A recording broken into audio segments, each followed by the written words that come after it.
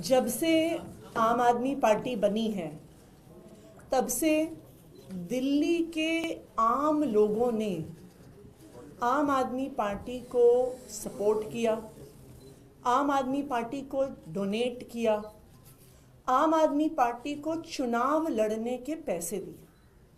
मुझे याद है जब 2013 में हम पहला चुनाव लड़े थे तो दिल्ली में जब हम घर घर जाते थे, कोई हमें 10 रुपये देता था, 50 रुपये देता था, 100 रुपये देता था, 500 रुपये देता था, और लोगों के इस छोटे छोटे डोनेशन से आम आदमी पार्टी ने चुनाव लड़ा और आम आदमी पार्टी ने चुनाव जीता। मुझे याद है कि जब हम नुक्कड़ सभा करते थे उसके बाद एक चादर फैलाते थे और दिल्ली के अनेकों लोग जो गरीब से गरीब घर से हों वो इस ईमानदार राजनीति को सपोर्ट करने के लिए, समर्थन करने के लिए कोई 10 रुपये, 50 रुपये, 100 रुपये उस चद्दर में डालता था।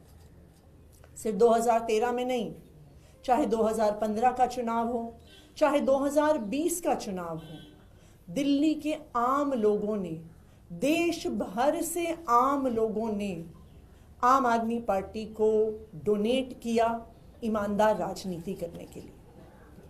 और आम आदमी पार्टी की ईमानदार राजनीति, आम आदमी पार्टी की काम की राजनीति इसीलिए संभव हो पाई है कि हम चुनाव लड़ने के लिए चंदा बड़े बड़े अपने बिजनेसमैन दोस्तों से नहीं लेते हैं।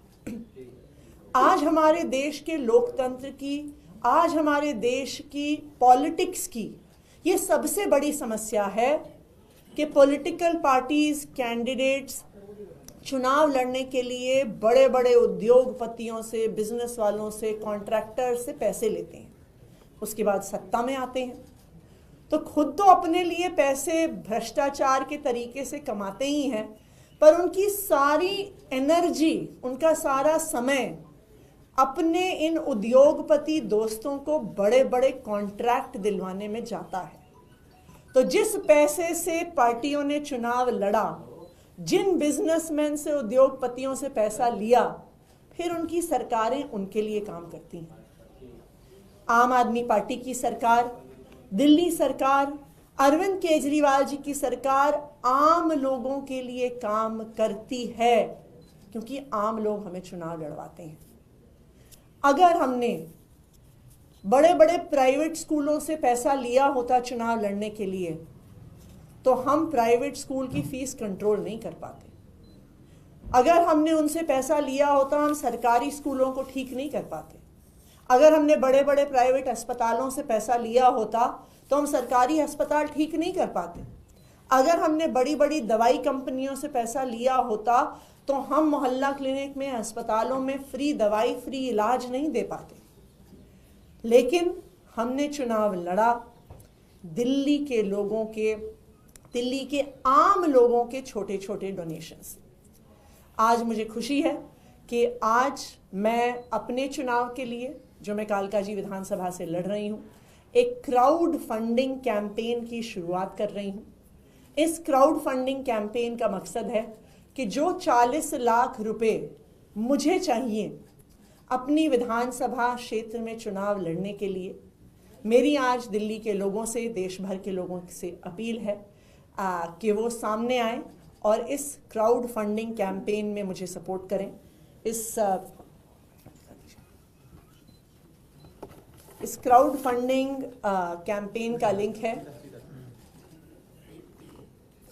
इस क्राउड फंडिंग कैंपेन का लिंक है atishi.amadmiparty.org। आप डेबिट कार्ड से, क्रेडिट कार्ड से, यूपीआई से इस पे डोनेट कर सकते हैं।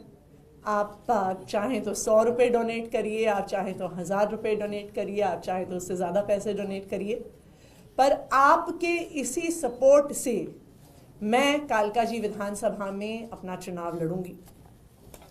देखिए, गलत तरीके से पैसे इकट्ठे करना बहुत आसान है। 40 लाख रुपए एक मुख्यमंत्री के लिए गलत तरीके से इकट्ठा करना बहुत आसान होता है। दिल्ली का 77,000 करोड़ का बजट है, 40 लाख रुपए उसका 0.0005% है। अगर हम गलत तरीके से पैसे इकट्ठा करना चाहें, बेईमानी और भ्रष्टाचार के तरीके से पैसे इकट्ठा करना चाहें, तो मुझे लगता है कि एक दिन भी नहीं लगेगा 40 लाख रुपए इकट्ठे करने में। मैं यही हिसाब किताब लगा रही थी कि पिछले कुछ दिनों में जो मैंने उद्घाटन ही किए हैं, आनंद विहार फ्लाईओवर 350 करोड़ का, पंजाबी बाग फ्लाईओवर 312 करोड़ का, पिछले एक साल में 100 करोड़ से ज़्यादा स्कूल की बिल्डिंग्स पर हमने नए स्कूलों पे खर्च किया, जिनका उद्घाटन किया। लेकिन अगर हम फ्लाईओवर बनाने वाले से, स्कूल बनाने वाले से भ्रष्टाचार के पैसे लेते, तो इन्हीं फ्लाईओवर्स में हम देखते कि एक महीने में दरारें आ जाती, इन्हीं स्कूल की बिल्डिंगों में कुछ महीने में छत गिरने लगती, उससे पानी टपकने लगता। ईमानदारी की राजनीति करने के लिए हमने हमेशा दिल्ली वालों का सपोर्ट, हमें हमेशा दिल्ली वालों का सपोर्ट मिला है, और मुझे ये पूरा भरोसा है कि इस क्राउड फंडिंग कैंपेन के लिए भी दिल्ली के लोग, देश भर से अलग अलग लोग हमें पूरा सपोर्ट करेंगे। Thank you. अब मैं चाहूँगी रीना गुप्ता जी, जो हमारी पार्टी की स्पोक्स पर्सन है, वो अपनी बात करें।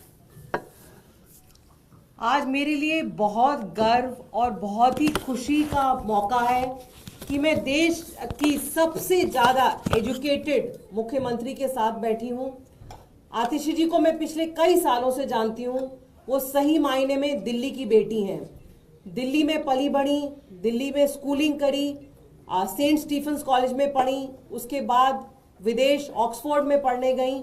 वो चाहती तो वहाँ उसमें ऑक्सफोर्ड में पढ़ने के बाद कहीं भी बढ़िया से बढ़िया नौकरी कर सकती थी, हजारों करोड़ों कमा सकती थी, लेकिन उनका दिल हमेशा भारत के लिए और भारत को आगे बढ़ाने के लिए, वही उनके दिल में जज्बा रहा। वो देश में वापस आई और पिछले 2 दशक से लगातार उनकी यही मुहिम रही है कि कैसे हम देश को आगे बढ़ा सकते हैं। मुझे लगता है देश के इतिहास में पहली बार ऐसा हो रहा होगा कि कोई सिटिंग चीफ मिनिस्टर 40 लाख का चंदा इकट्ठा करने के लिए क्राउड फंडिंग कैंपेन लॉन्च कर रहा हो। हम में से कोई भूला नहीं है कि पिछले कुछ दिनों पहले देश के ही एक स्टेट में 40% की सरकार चल रही थी, जहां कोई भी ठेका देने से पहले 40% सरकार को देने पड़ते थे। तो देश को आतिशी जी जैसे और लीडर्स की जरूरत है। यही लीडर्स हमारे देश को आगे बढ़ा सकते हैं। एंड आई कैन ट्रूली से, because I have worked very closely with her, that she is a very compassionate, hard working leader. एक और लीडर के बारे में बोला जाता है कि वो 18 घंटे काम करते हैं, लेकिन मैं फर्स्ट हैंड एक्सपीरियंस बता सकती हूँ कि आतिशी जी 18 घंटे से ज्यादा काम करती हैं, और काम करने का जज्बा ये है कि कैसे हम देश को आगे बढ़ा सकें। तो यही अपील है सब लोगों से कि इस समय देश को educated, honest, hard working leaders की जरूरत है, and Atishi ji is a prime example of a dedicated and honest leader. Please come forward and support her campaign. Thank you. इसको लेके खड़े।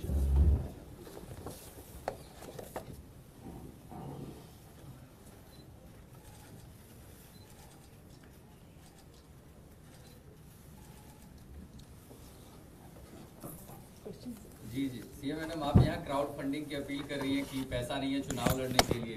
बीजेपी कह रही है सीएजी की रिपोर्ट में लिकर स्कैम में 2026 करोड़ रुपए का स्कैम हुआ है। सीएजी की रिपोर्ट का हवाला दे रहे हैं। आम आदमी पार्टी 10 साल में क्या इतने पैसे नहीं जुटा पाएगी, चुनाव लड़ने के लिए पैसे मांगने की जरूरत पड़ रही है, बीजेपी कह रही है। भारतीय जनता पार्टी पैसे से सत्ता और सत्ता से पैसे इकट्ठे करती है, तभी सत्ता में रहने के बाद उनके लिए चुनाव लड़ने के लिए पैसा इकट्ठा करने की ज़रूरत ही नहीं है। उन्होंने अपने दोस्तों के माध्यम से, अलग अलग सरकारी ठेकों के माध्यम से शायद इतना पैसा इकट्ठा कर लिया हो कि उनको चुनाव लड़ने के लिए पैसा इकट्ठा करने की ज़रूरत ना हो। लेकिन आम आदमी पार्टी के नेता, विधायक, मंत्री, मुख्यमंत्री, हम ईमानदारी से सरकार चलाते हैं। हम अपनी तनख्वाह से अपना घर चलाते हैं। इसीलिए ये सच्चाई है कि 10 साल सरकार में होने के बाद भी हमारे पास भ्रष्टाचार का 1 रुपया भी नहीं है। और जैसे हर बार हमने दिल्ली के लोगों से, देश भर के लोगों से सपोर्ट लेके चुनाव लड़ा है, इस बार भी हम दिल्ली के लोगों के समर्थन के साथ ही चुनाव लड़ेंगे। और आज अगर हम चुनाव लड़ने के लिए सपोर्ट मांग रहे हैं, क्राउड फंडिंग कर रहे हैं, तो मुझे लगता है कि आम आदमी पार्टी की ईमानदारी की राजनीति का इससे बड़ा प्रमाण दिल्ली के सामने और देश के सामने नहीं हो सकता। मैम, बीजेपी की दूसरी लिस्ट भी कल आ गई है, उस पर आपको क्या कहना है?